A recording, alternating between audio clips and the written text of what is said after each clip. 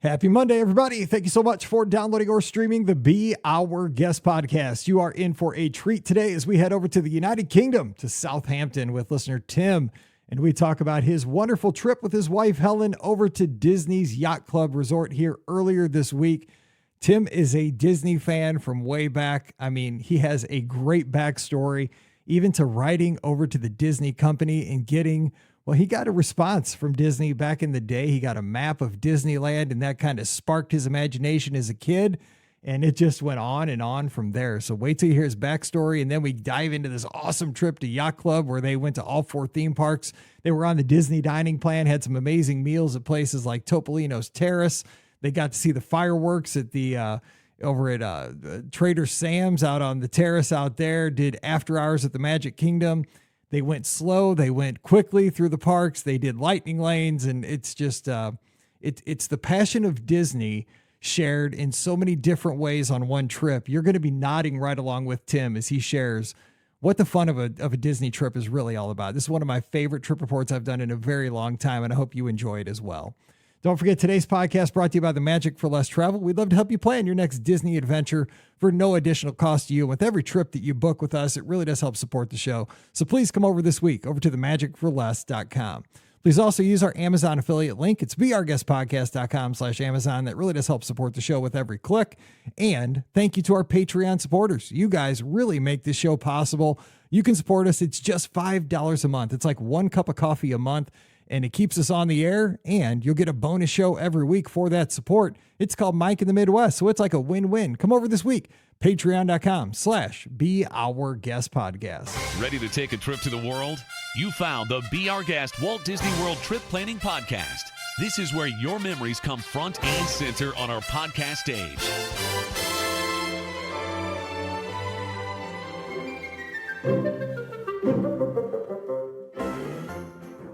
Welcome to episode 2544 of the Be Our Guest Walt Disney World Trip Planning Podcast. I'm your host, Mike Rallman from beourguestpodcast.com and one of the senior agents over at the Magic for Less Travel. Happy Monday to you. Hope you're having a great start to your week and settling in for another great school year. If you've gone back to school already, or maybe today is the first day of school in your community. And if it is, again, good luck in hitting the school the books this year, and that it's a great school year for both teachers and students. And if you're out there on the roads making that commute, be careful for those kids making their way to and from school as they're just getting there probably excitedly, possibly first day of school. They got the new kicks on, the new duds. It's always an exciting time to get to see their friends again and find out who those teachers are and all that good stuff. I don't even know, dude, carrying the old lunch pail. I used to, have my Star Wars lunch pail one year, maybe E.T. I know I'm old, right? But that was always the good thing. You got the good stuff at the beginning of the school year. By October, everything was tore up. But, hope springs eternal in August and September. So great, wishing everybody a great school year. Let's make it happen. But today, you're here for some fun Disney talk, and we're going to have a great time talking Disney. We're headed across the Atlantic Ocean again today. I love making our show international, getting all kinds of different perspectives today. Last week we talked Tokyo. Today we're talking Walt Disney World with a guest from over in the UK. Tim's joining us. Tim, how you doing today? Thanks for coming on the show. Doing great, Mike. Thank you very much for having me on. I am so glad to have you. We've been having a good time in the pre-show, just kind of catching up. And so how are things? You're over in Southampton, that area of England. So how are things over there? Things are pretty good. We've got a long weekend coming up. It's kind of like our Labor Day is this weekend. So that's nice. I've only got one more day of work to get through, and then I got 4 days off. So that's I'm looking forward to. Now, our friend Simon, who, has his son Sully, who has become kind of a cult hero here on the Be Our Guest podcast. We need to get like a cartoon made of him or something because kind of an unofficial mascot of our show at this point because he, goes down to the pool and attracts young ladies because he's so incredibly handsome. Well, we try, we can't all be Sully. But, it must be that UK charm, I'm guessing, that folks like me, just, Mike in the Midwest just does not possess. But he always mentions bank holidays that Simon gets off for. He doesn't know. He just wakes up one day and he's off work for a bank holiday that he has no idea why. Is that still the case for you, or do you understand the system? It is true. They do come up on you. Actually, there is a Disney connection with bank holidays, because when I was younger, every bank holiday they used to have on TV a program called Disney Time. And so yeah, I used to like bank holidays because before, unfortunately, because I'm so old, that they just about had television, but they didn't have VCRs when I was really little. And so it was Disney Time was the only way that you could see clips from Disney movies, etc. So a bank holiday in the past actually had a real Disney significance. That's super cool. And I was going to ask you about that connection being over the UK and kind of growing up, because again, it's probably a lot different for us that are here in the States. You know, it was, you know, I look back at my pictures from my second birthday, my third birthday. It was a Mickey Mouse cake that my mom made for me before I ever got to make a choice whether I was going to be a Disney fan or not. You know, she put a Mickey Mouse on my cake. And so that was kind of culturally part of growing up. But is that the case for folks over in the UK in your, because I mean, I've asked this question of many folks from the UK, but what about in your circle of what you've seen? I think particularly one way or another for me, absolutely. From a really early age, I was obsessed with all things Disney. And in particular, I've got a little example here. This here, so this comic here called Disneyland. So the world's best stories for boys and girls, and this one is from, I think this is from 1970. This is from 1970, and so it was like Disney stories, and and also it's got lovely illustrations. So when I was really little, this was what I read. I read Disneyland. That got me really excited about Disney, and in particular when I was about 8, my sort of early obsession, I wrote to Disneyland. I don't know what I wrote. I wish I knew what I wrote. I wrote something probably in a scrawly handwriting saying, can you send me something? And then I forgot all about it. And then about a month or so later, I got an envelope through the post. And so this one, I mean, I'm 60, Mike. I'll be honest. I'll share. This is a notable but depressing year for me. And I got this package that came through the post. So this would have been probably about 1972, and it was all the California stamps and all the things and all they had sent me through just the marketing stuff. But I had the map. I had the map for Disneyland. I had this. And so right from that age, it became my sort of, my sort of elusive place that I wanted to go to then was Disneyland. So I don't think, everyone in your question was, is everyone in the UK like this? I don't, I mean, I am a special kind of weird person. but for me, it was, right from a very early age, it's this, wow, what a place. This map, I couldn't believe that someone could look as exciting as that. And that was back in 1972. So, yeah. I love this. I mean, because you had something tangible in your hand that you could relate to, that it existed. You had something, you were so far away, yet you had something tangible in your hand to look at, to study, to, really spark that imagination that if I turned left here, I'd be in Adventureland. And if I turned right here, I would be heading back towards Fantasyland. I could picture it.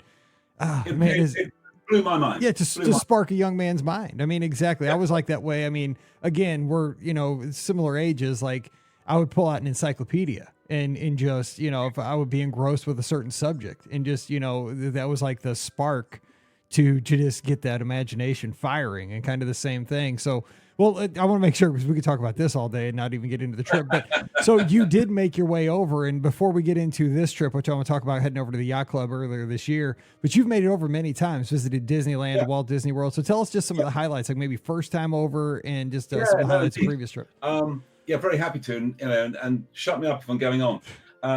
No, I think my first trip was 1988. And I was lucky with my job that we had a client that we needed to go and visit in America, and we were working in Boston, and we had a spare weekend, and then a bunch of us who were working on the job said, "Oh, what should we do? Oh, let's go down to Orlando."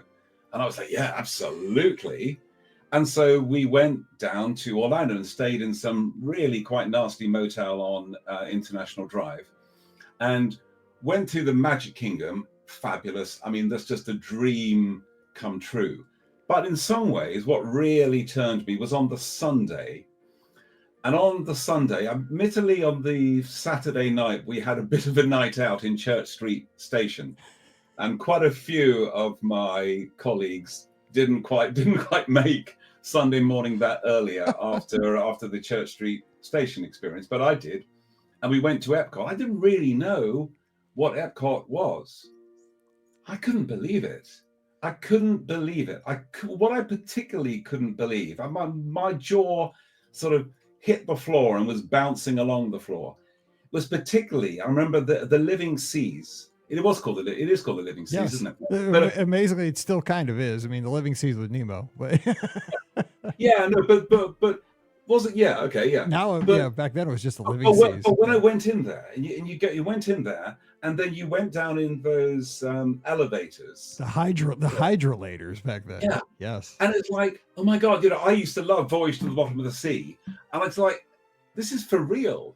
I was speechless. So yeah, Epcot blew my mind, and I just thought it's the most magical place. And when I got back home, because I was only there for a couple of days, when I got back home, I said to Helen, who unfortunately is Mrs. Is now for her and my wife. I said to her, we gotta go. And so we went the next year, and so it went. So yeah, and for a while, I was also lucky enough to live out in California, so I went to Disneyland a few times as well. But then, when we got two kids, we basically went for about a 10-year period. Just went about more or less every year, and it's fabulous. I mean, it's just the best place. It's just the best place to go. It's the best place for a vacation. We used to love flying into. We didn't used to fly into Orlando so much because it was a bit cheaper. The flights were cheaper to go into Miami. But then when you drive up from Miami, and we normally stayed halfway, somewhere on the beach, halfway in some sort of motel, and it's warm and it's humid, and you've got the sea outside, and you're going to Disney World. It's just, it's the most magical thing. It's so funny because a lot of Americans are trying to avoid the warm and the humid. They're like, oh, if it only wasn't so warm and so humid. But you love it because you're from the UK. That's awesome. Let me ask you one other thing. You mentioned the missus, and is she and in your family, are they as Disney obsessed or such? Do they have the passion like you? Because sometimes everybody does. Sometimes they don't. I think they do. I think it's become, I mean, my son Miles is 26, and my daughter Beatrice is very soon 21, and they, they would think they're very sophisticated and adult, etc. But they still absolutely their heart, I think, is very much still in Disney World, and all the times and all the good laughs that we had, because we went there last Christmas 2018, and so we had Christmas there. And it was great, and particularly Helen, she is obsessed as I am, and it's we should be getting medical treatment for it, but unfortunately but here I am. I'm just indulging it by talking to you about it. That's what we do. That's why we have a podcast. That's what my wife told me, 16 and a half years ago when this show started. Funny. She's like, you should go down and talk into a microphone and stop talking to me because you just keep telling me about Disney. And hence we have 2,500 episodes. And I found people that love to talk about this stuff. So here we all are together, and it's working out all right. So let me ask you one thing, and then we're going to jump into the trip. Disneyland, because I just went to Disneyland for the first time in 2022, and I love it so much. And I just booked my because Disneyland packages for 25 opened up the day we're recording. So I just booked my trip for the half marathon weekend in January. Excited to get back. Yeah. What's your favorite thing about Disneyland? Is there a favorite attraction, show, something about that out there that you would say stands above all? I would say comparing them, I prefer Disney World, but Disneyland has that authenticity. Mm-hmm. It has that, you'll know that you're back at the base station. And just in terms of some of the landscaping and some of the rides, like I would say the Haunted Mansion, I would say is better there. And I did do, when I last went there in 2008, and we did the Haunted Holiday with the Nightmare Before Christmas theming, and that was fabulous. But then also Pirates, and the fact that you can go into that restaurant. Is it called the Blue Bayou? It is. Yeah, it's wonderful. Yeah. Yeah. The fact you can do that, I think those things are really nice. I mean, what I think is quite a bit of a shock after you go to Disney World, because one of the reasons why we always like arriving is you're driving on fairly empty freeway, and you're getting a bit closer, and then suddenly you enter into you get those well, are they still purple? I don't know, but those nice purple signs everywhere, Mm-hmm. and you're in this city, and it's large and it's expansive. But in Disneyland, that's not the case. You're built up in Anaheim, and suddenly, it's there. It's kind of on the corner. So that was a bit of a surprise first time. But no, I'm very keen to go back there. All right, so let's. And that's a great point. Yeah, both of them have their positives, and that's what I really have discovered is that when I'm at one, it makes me appreciate the other. Right? I mean, it's like when I'm at Disneyland, I love, like you said, the authenticity. Like I can feel Walt walk down this main street like he was here. Like that is the fire station where Walt spent time. This is the authentic one, and the Matterhorn, like that's where they developed so much technology that was molded into all these other attractions 10, 20, 30 years down the line. That's the first steel coaster. I can just see the history, everything sprang from this place, this ground, and this is ground. Actually, you mentioned the Matterhorn, and I'll say this, my daughter was 2008, so B would have been 5. And I took her on the Matterhorn, and I just remember her getting bashed. Oh yeah, totally. And she was just like crying for the whole time, because that's quite a rough ride. I still cry. I mean, it's an old man scream / cry, because I love it, and it's a love-hate relationship. I mean, it's not pretty. Surprisingly warm in here. All right, so let's jump into the Yacht Club trip. So how did this one come together? Because you were down there late January, early February, earlier this year. So how did you guys put this trip together? Yeah, I think we realized that we haven't been for quite a few years, but coordinating the whole family, because Miles had just started work and B was at college, and coordinating everybody was a bit tricky. So we thought, why don't we just sneak off the pair of us? So once we'd sort of reconciled that we're just going to sneak off as the two of us, it was really kind of looking at a time where it was going to be a bit quieter in the parks, and potentially a bit cheaper to get flights and things of that nature. And we looked at a few resorts. I mean, we've been lucky that we stayed in a good range of resorts. And as you do, we've had, as a family, we've had some lovely times in Old Key West. Some really great times in Old Key West, because those suites are so large. Yes, and that is great, I think, for a family, and that they can spread out over all of that. But we've most recently gone to the Yacht Club, and for Christmas, and we just thought it was great. It's just a great position. It's got lovely, it's got really very nice sort of classy sort of theming, and so it's like, yeah, let's do it. And so we told the kids that sorry, we're gonna go in January, and they were fine with it. So yeah.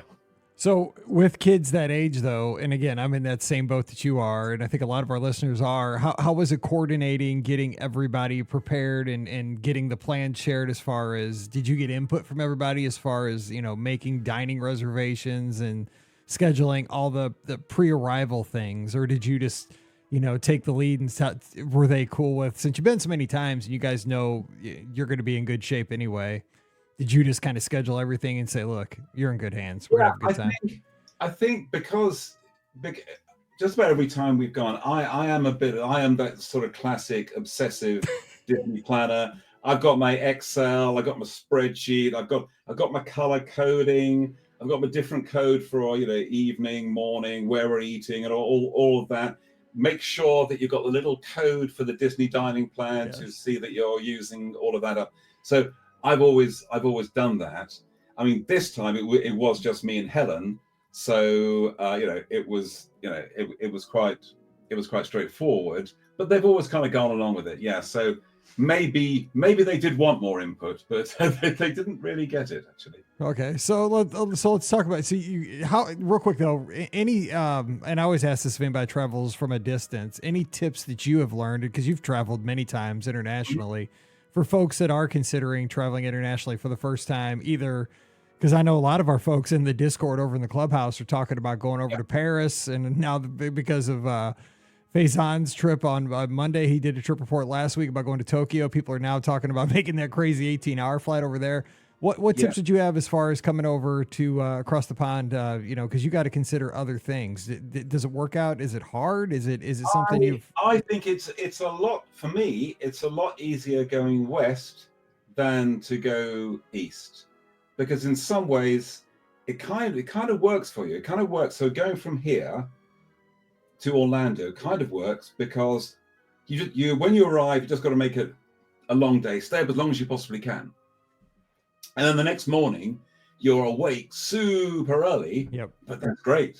That's great because you've got your trainers on, you've got your shorts on, and you are ready to hit the parks. So I think, I think just when you get to the West, just stay up as long as you can, and it's normally you're normally basically on Disney time when once you've done that.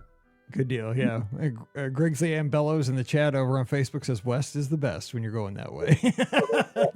Guess you just pay the price later. You just don't worry about that at the time. Exactly. Yeah. All right. So let's talk about arrival. You guys get there. I mean, excitedly, I'm sure arrival into the yacht club and getting ready for day one. Tell us about how everything works. The room, was the room what you were expecting? How was check-in? All that stuff? I mean, I think everyone's probably got their own technique in order to make sure that you get the room that you want.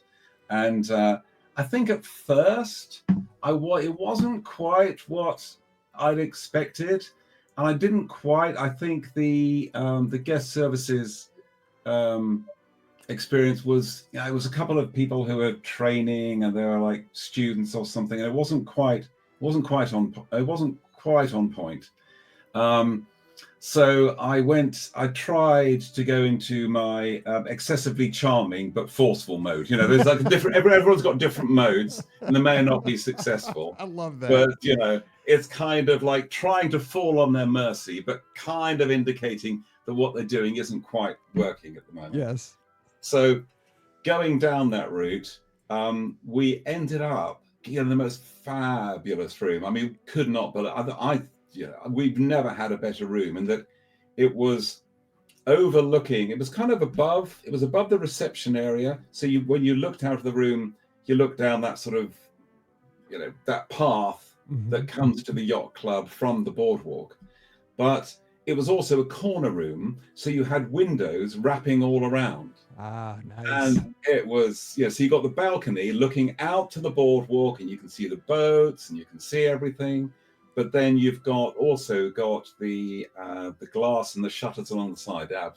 Absolutely. And you walk in and you open those windows and you can hear what's going on outside. And it's absolutely fabulous. Love the yacht club. Okay, so when I go down for marathon weekend, we're going to meet. So you can meet me at check-in so I can get a room. Because you've got it figured out. I love that. That's awesome. Because I know the rooms you're talking about. Those are sweet rooms. All right, so you arrive there. Now, you don't go to a park that first day. It looks like you just kind of catch your, get your legs. Well, actually, we did. We got in. We probably got in about 6:00.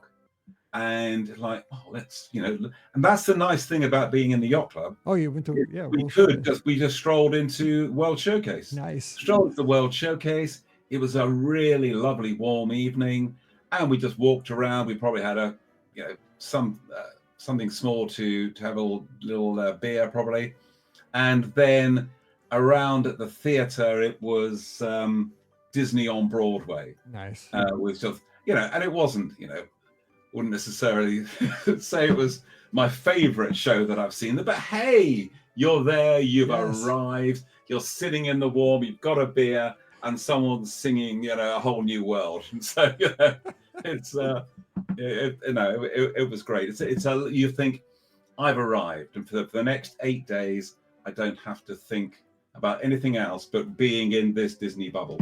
But see, here's what caught my attention. This is why I thought you didn't go to, and I see that you didn't go to a park in your notes. I just missed that because you had dinner over at Hurricane Hannah's, which I think I think is perfect for that arrival because you're at Yacht Club, you're coming over from the UK in the wintertime, and you're able to enjoy a poolside / kind of like lakeside dinner outside, and just kind of take in that you're in a tropical climate and enjoy like a beverage and a nice meal outdoors and just a beautiful setting. Like I love it's so laid back. Like that's the most laid back, you don't have to have a reservation. You just walk up. It's just such a chill way to start a vacation. I saw that and I'm like, that is the perfect like arrival day dinner at Yacht Club. You're absolutely right, Mike. It was also kind of pinch me, because by then it was dark and you could see the lagoon, and you're sitting there, as you say, having like beach food, sitting up at the bar. It's a warm, balmy evening, and it's the end of January. It's the end of January, guys. And so no, you're quite right. That was very, very nice. Okay, so you get to, now you're ready to actually start vacation on the real day one. The college football season, we call this week 0. I don't know where somebody came up with that idea, but college football starts at week 0. It gets me all confused. But so that was like day 0 for you guys. Day 1, here we go. You guys hit the parks. Looks like you go to the studio. I love the picture, man. You guys look like getting ready to start the Boston Marathon or something, man. You are ready. You're ready to go. And tell you what, man, with the Disney vacation, we all know it's about the same thing. You got to be ready. You got to be trained. You got to be ready for it. Oh my gosh, it's not for the weak. So tell us about how you get it started. How's things get kicked off for you? Well, my preparation was actually back in the UK.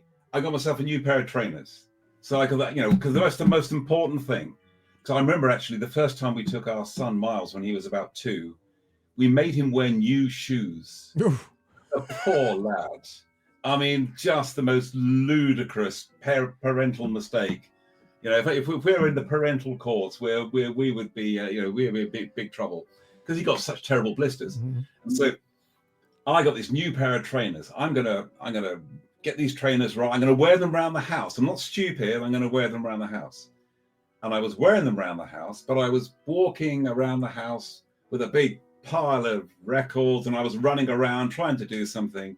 I went flying over on a rug, went flying into the wall, and totally trashed my knee. Oh. I ended up in A&E. I couldn't walk, and for a while I thought I was going to cancel the holiday, but I went into intensive physio. I got every single possible knee brace, ice pack, whatever I could. So I was going to make sure that okay, I've got this little injury, but I'm not going to let it get in my way. So that became part of the holiday, was just strapping up the knee, getting back to the room, slapping on the ice, getting it strapped up again. But so that is something I particularly wouldn't want to repeat. I think it's fair to say. I see the knee brace, and unfortunately, that's part of my attire some days at the parks too. Nowadays, it's part of our where we are at this point of our lives, man. It's just part of getting. But that's because you're very sporty, mate. No, it's because I've used up all my body parts. I think my knees are like the warranty is expired on all the knees and everything, the ankles. So you guys go to the studios. Was there a reason you picked the studios for day one? Is it got any sentimental value or something? It was that excitement of Galaxy's Edge. It was the excitement of hearing about Rise of the Resistance, and I purposely not listened or read too much about it, because everyone kind of said, this is different. It's epic. It's everything. And so because of the jet lag, I was made sure, it's quite easy being awake early, but it was like Christmas morning leading up to 7:00, because you read that you got to refresh the app to get the lightning lane, and my hand was almost shaking, but it was actually quite easy. But I hit it at 7:00, boom, got the lightning lane for Rise the Resistance or whatever it was, 10:00, which was just sort of perfect for us to get over at rope drop to the studios and be able to also go on Smuggler's Run first to check out all of Galaxy Quest. And it was just, you just kind of like, I'm back in the zone, back in the Disney zone. And it was very, very exciting. Very cool. And then you're back, you feel like I'm back at Walt Disney World. I'm in a theme park. You walk down Hollywood Boulevard, you see the cast members, you hear the background loops. Music. You walk in through the entrance. I mean, that picture I sent, which is whatever, but it's just you're there.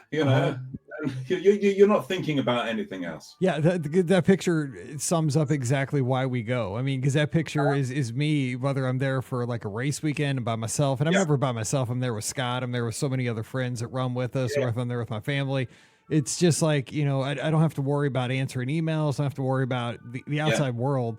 I can just, I can be in Hollywood, or I can be in the Magic Kingdom in Fantasyland or Adventureland or wherever, and just have fun today. Today's got so many possibilities, but every possibility is fun. Whether it's like, I think also it's the fact that it's not okay. So let's say you're focused on Rise the Resistance, but in some ways, was that the highlight of that particular morning? And in some ways, that was super exciting. One of the highlights was it got to about 11:00 in the morning, and because we've been rushing around doing things, hadn't really had anything to drink. It's really quite hot. And then we saw that the Indiana Jones stunt spectacular, which we've seen that God knows how many times. But we just got in right at just as it was about to start. We got a seat right down the front. We're sitting down. We got the stunt spectacular right in front of us, and we got 2 cold Cokes. And that's just a lovely thing, because that's not the reason we weren't there to see the Indiana Jones stunt spectacular, but it's great. You're in the theme park, you're in the studios, you got a cold Coke, you're watching that. It's fantastic. That to my mind sums up, why I like Disney World. That's exactly it. What I like to think about on vacation is I like to think like it's a Tuesday at 10:15 a.m., right? I should be doing X, I should be at home doing my job, but instead I'm sitting on Soarin' right now. Or I'm getting ready to have a piece of cheesecake at 10:15 a.m. on a Tuesday. I'll be an hour and 15 minutes from lunch, but I'm having a good time. All right. So talk to us, because we got a lot to get through and not a whole lot of time, which unfortunately I wish we had a ton, but then give us, no, this is totally me, because I'm just dying for this trip, but highlights for the rest of the day. I mean, I see you guys went to Olivia's, which I saw that and that stuck out in my mind, but I don't want to focus totally on everything I enjoy, but give us the highlights for the rest of day one. I think we always, from when we went as a family, we get into a routine, hit the parks hard in the morning, get to lunchtime, go back, chill, go by the pool, do what you need to, and then come out refreshed in the evening. And for the evening, I had a reservation for Ogre's Cantina, which I was really excited for. But this is another instance of liking the fact that you can just change tack, and you can still have a great time. And I went into Ogre's Cantina, and it was probably the wrong time of day. It was really quite busy, and we were sitting opposite some people with backpacks on. We weren't. It didn't look like you were in the Star Wars cantina. So we thought, okay, let's maybe not. So we exited stage left, and instead we went to. Is it called the Baseline Tap Room? Is that what it's called? Baseline Tap House. And by the way, Scotty G has just joined us over on Twitch, and he's going to be nodding his head right along with you. This is one of his favorite places in the world. Very yes, good, Scott. Very, very good. Yeah, because that was fabulous. That was our sort of place. Just sitting there, bit of people watching, trying a few beers, getting a feel like a meat and cheese platter. Yeah, that was lovely. But that's the thing, is that you decided you're going to do one thing, but maybe that's not the best thing. But there's always lots of other things to do. So I think that in particular was a highlight of day two as well. I love that. And I think too, so much about a Disney vacation and just life in general, right? Because I mean, I'm big into sports and sports psychology, where, you can either look at something as an obstacle or an opportunity. And a lot of times with a Disney vacation, there's so many variables. And like you said, Oga's wasn't maybe living up to the expectation that day. Not that it won't the next time you go there. It could be a different, it could be a different vibe. But the thing is, because of that, you kind of zigged and tried something different. That opened up the opportunity to try Baseline Tap House, and opportunity to try something, and hey, it becomes something that you enjoy, and you might not have had that otherwise. Yeah. I like that. Absolutely right. Absolutely right. Very cool. So okay, let's go to the next day, guys. Animal Kingdom looks like. Yeah, Animal Kingdom. Absolutely love Animal Kingdom, and there and Pandora. I think Pandora. I won't say that Pandora is the peak of Disney theming. I just think it's just amazing, that realization of that world. And Flights of Passage is fantastic, but that's coming up. And again, it seems I'm just talking about the times when I'm waiting to do things rather than actually when I'm doing the things. But we were just sitting in Starbucks there, having one of those big Mickey cinnamon rolls and a coffee. You get that rush of the sugar and the caffeine, and then you're going to go and hit Flights of Passage, and then on to Kilimanjaro. And then, because we've always really enjoyed the Animation Academy. And it was a shame when that closed in wherever that was in the studios. I can't remember what it was called. But that because we always enjoyed sitting there. But now that's in, I don't know if it's still there. I don't know if there's a special thing, but it was in the Planet Watch. Yes, it's still there. It's still there. Nobody knows, but it's back. You got to take the train back to Rafiki's Planet Watch. You get to ride the train. I mean, that's a bonus too. Yeah, you get to ride the train, and we got to draw some strange bug from A Bug's Life. but it was great. Yeah, so that was really good fun. That was really good fun. That's awesome. And now, so you went back to Hurricane Hannah's that night, which must have been a hit. Back to Hurricane. Yeah, we're getting the hit from Hurricane Hannah's all the time, and then we had that night was dinner at the Hacienda, the San Angel in Mexico, which was because you're a big fan. You're a big fan of Mexican food, aren't you, mate? Always. That's about 90% of my diet. I had a little episode this past week in the hospital. They're asking me about my diet, and I was like, pretty much anything that comes from south of the border. They're like, that's not too bad actually. So anyway, you said best guac ever at San Angel Inn, which I would agree. It's awesome. Absolutely fabulous. Yes, and it's always. I love it inside. That's one of the things when the first time you go inside that temple is like, wow. But every time you go back in it, it's still like, wow. I love it, and I love the Three Caballeros ride. Yeah, you went to San Angel. Okay, so you went to San Angel inside the pyramid. You didn't go to La Hacienda. I was in the one outside. But we're also getting inside the place. I was gonna make sure we're about going to the right place to get the right guac. Right, okay, make sure we get the right guac because it might be different. Because I love San Angel for the atmosphere. I love being in there because it reminds me of Blue Bayou out at Disneyland. Yeah, it's very similar. It's that outside inside kind of feel. All right, so you're killing me here because you're not going to Magic Kingdom. Like, if you've noticed one thing, we get around to that. We're going to get there. I know. We're building to it. But when people do this to me here on the show, it gets me. Like, why are we? Because I'll ask you eventually, but I'm like, why are we not going to the Magic Kingdom in the back of my head? We're going to Epcot the next day. All right. So tell us about Epcot. Same again. In terms of me sitting there with my Excel, it's like, okay, these are these new big rides. Here's the new big rides. Okay, Epcot, got to do Guardians. and so similarly got the lightning lane for Guardians. And I think Helen was a bit skeptical. I didn't really tell her what it was. Kind of like, she's okay with a roller coaster as long as it doesn't roll very much and it kind of coasts.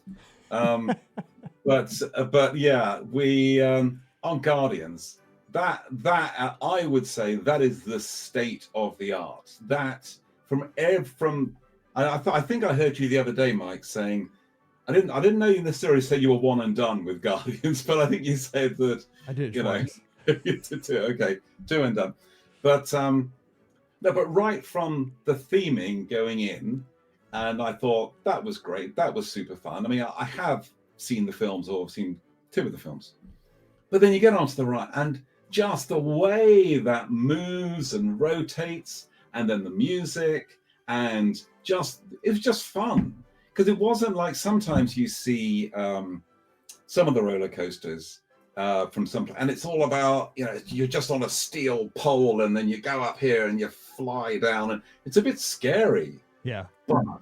But this just fun. I mean, exhilarating, but super fun. Yeah. No, I agree with you. I mean, I think it's so well done. I mean, the visuals, the soundtrack, how it varies, they made it fun. It's fast, it's thrilling, it's just the right amount of thrilling. Exactly. It's not too thrilling, but it's right there on the edge, and it's fun.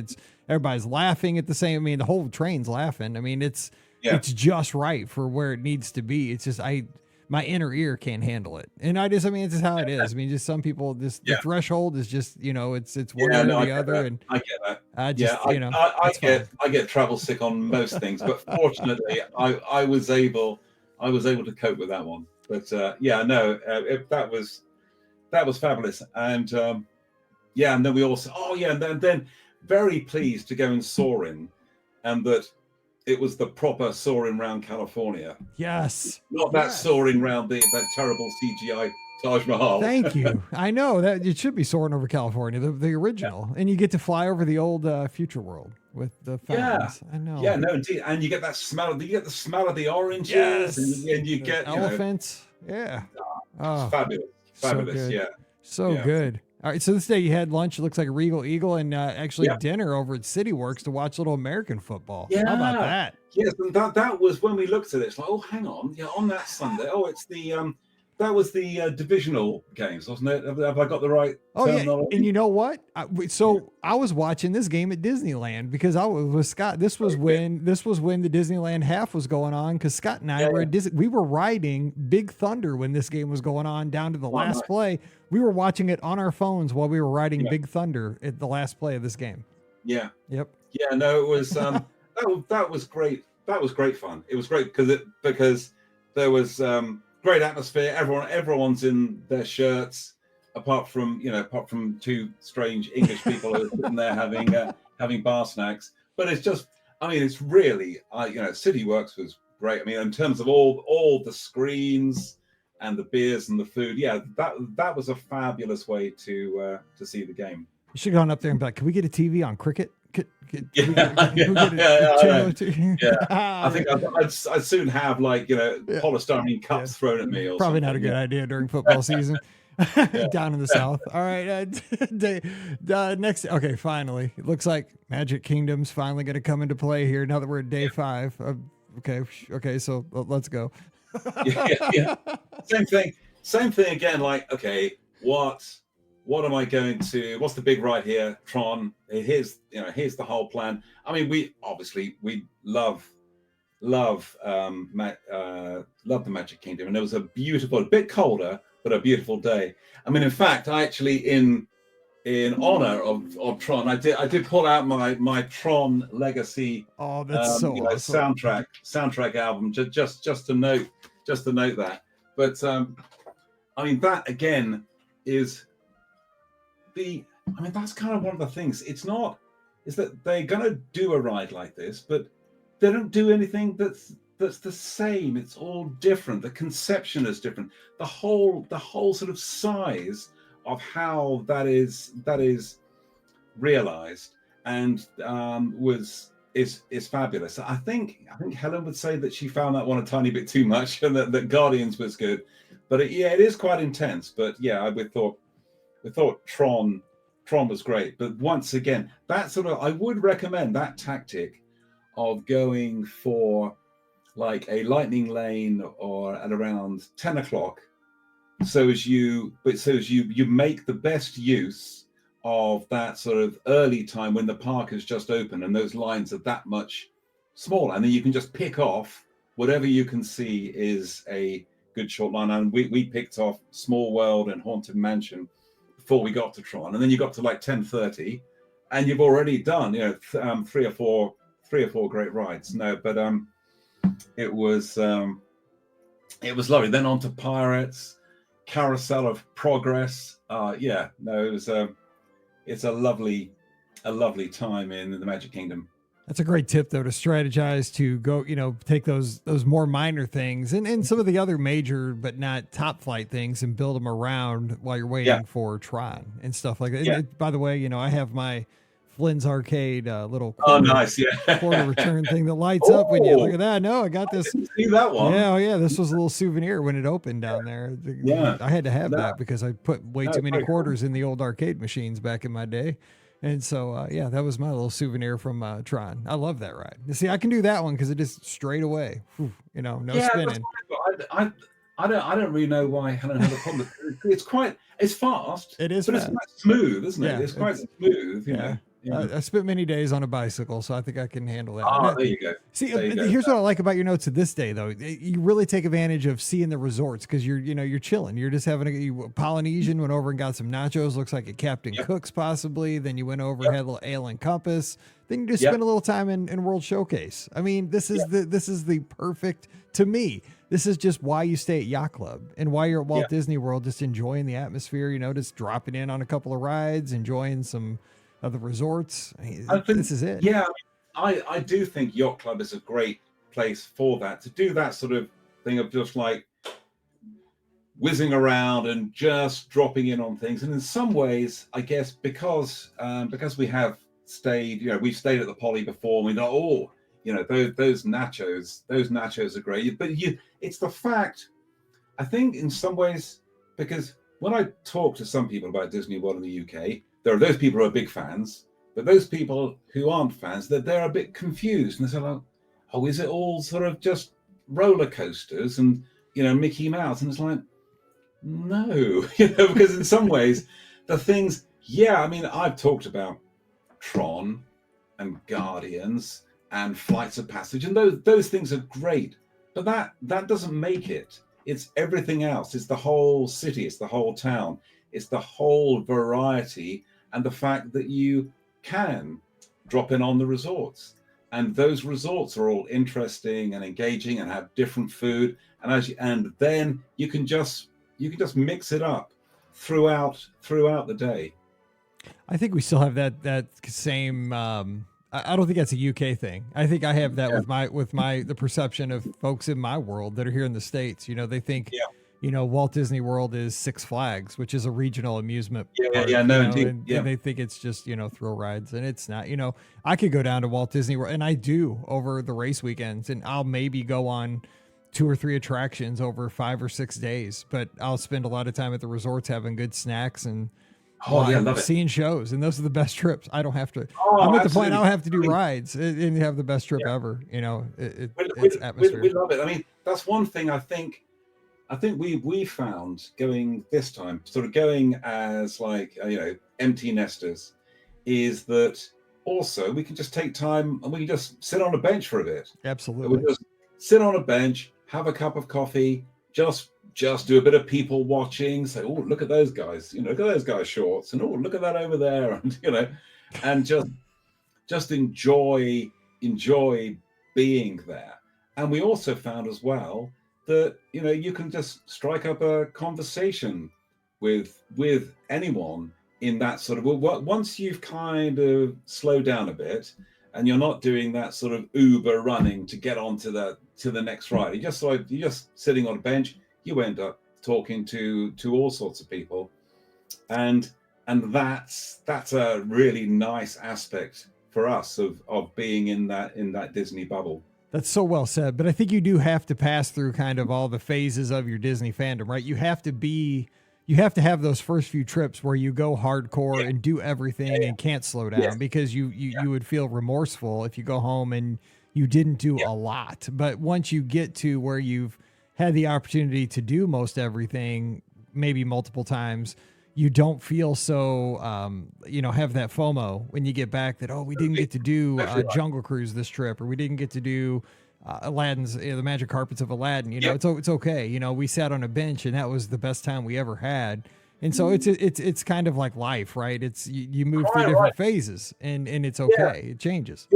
You're quite right. In some ways, the ability to do that is because you're banking on having done those things before. You've already got that in the bank.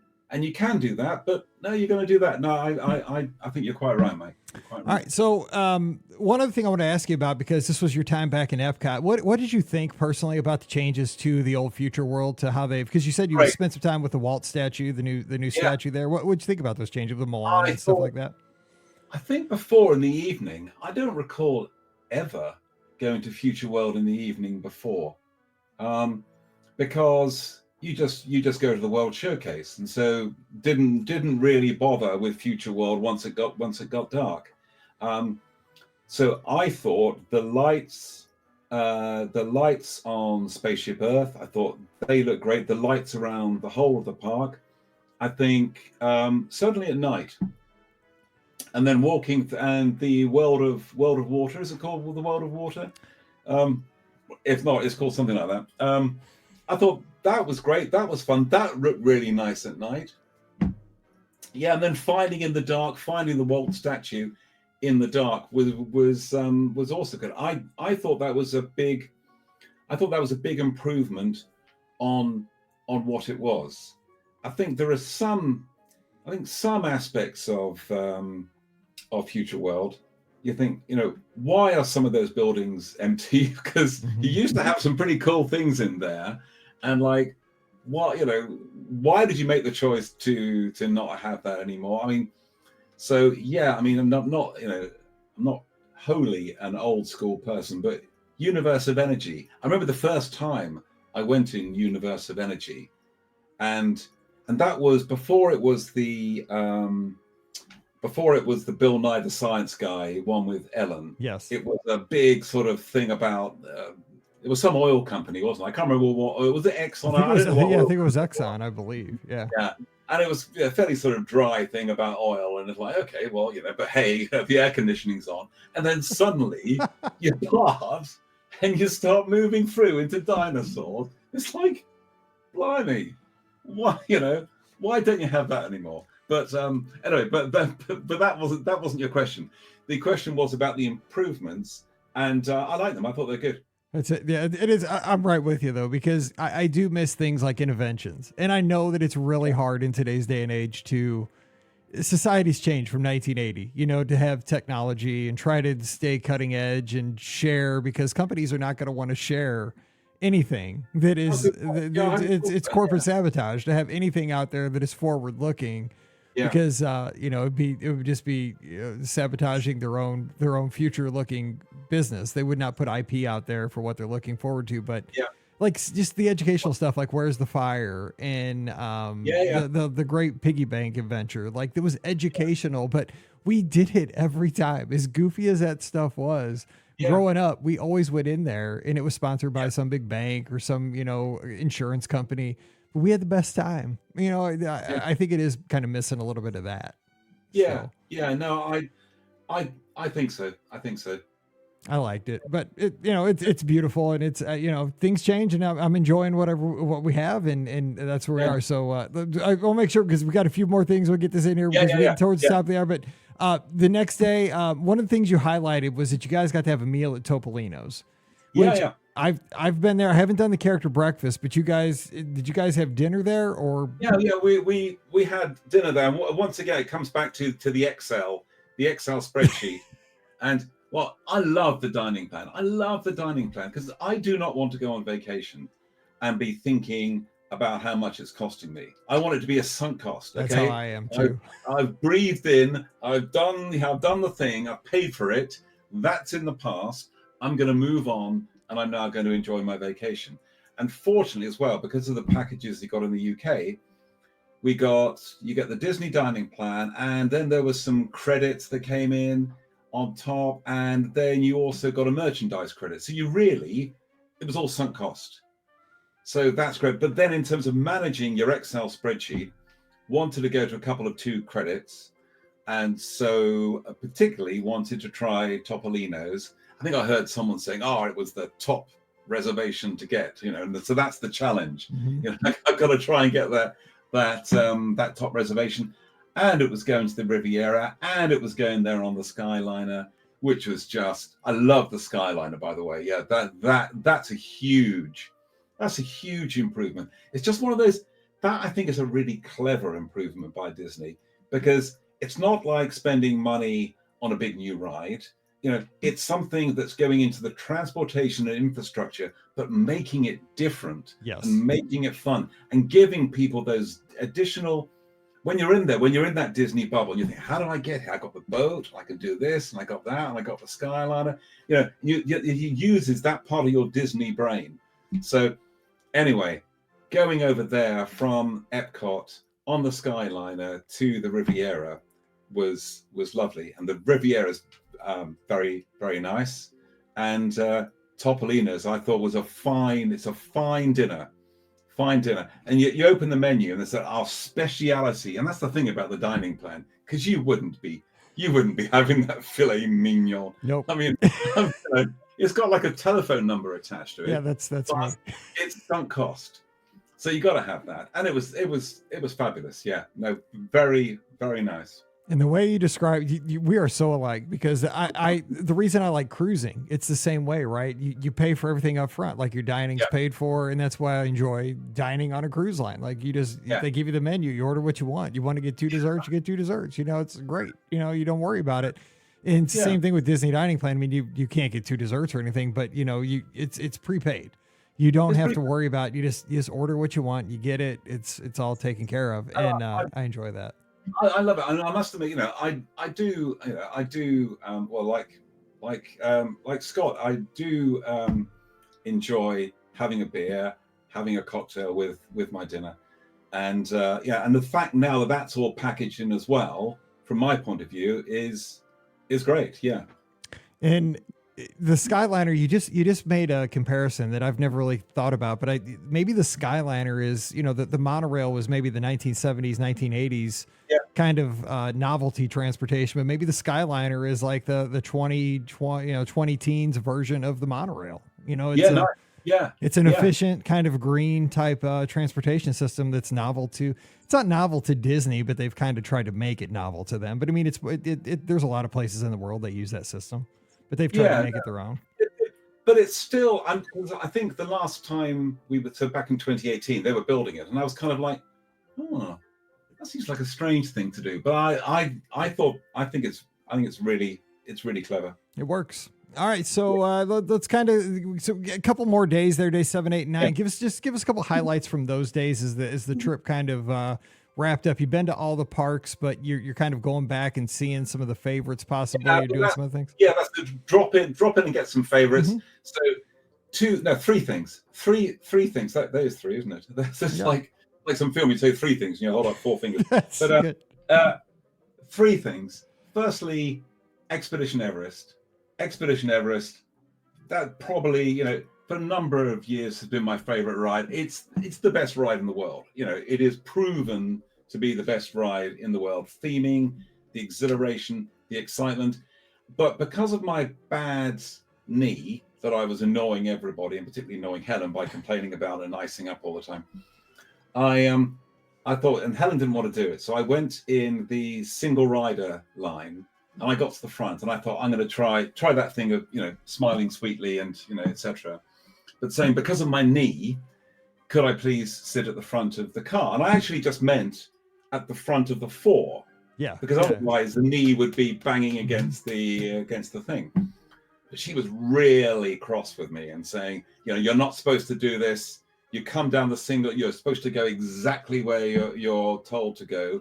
But whatever, they put me right at the front of the whole train. Nice.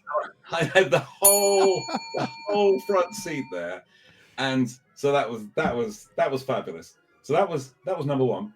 Number two, kind of we planned as a final hurrah was going to the Disney After Hours event at Magic Kingdom on our very last night there. But that didn't start till 10 o'clock. So we thought, okay, when we've been to the Poly a couple of days before, we thought, oh, hang on, this Trader Sam's. Yes. Trader Sam's. Let's see if we can go there. Couldn't get in there, too busy, etc. But on the terrace, they said, but you can sit on the terrace. And it was fireworks time. And so you're sitting there, and like I was having a cocktail in this thing, and the fireworks are going off over the Magic Kingdom.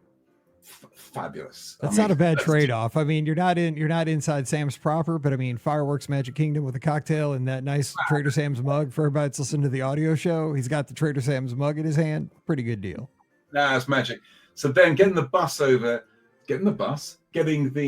boat over from the Poly to the Magic Kingdom in order to then do the after hours thing, which I think, because we'd not necessarily hit everything we wanted to do in the Magic Kingdom, and so then we've got 4 hours to just hit everything as many times as we like. So we ran around. This is when we weren't sitting on a bench. We weren't chatting to people. We were back into being that sort of hardcore early stage, if you like, Disney person, hitting every single ride. But it was super, super good fun to actually close the end of the holiday.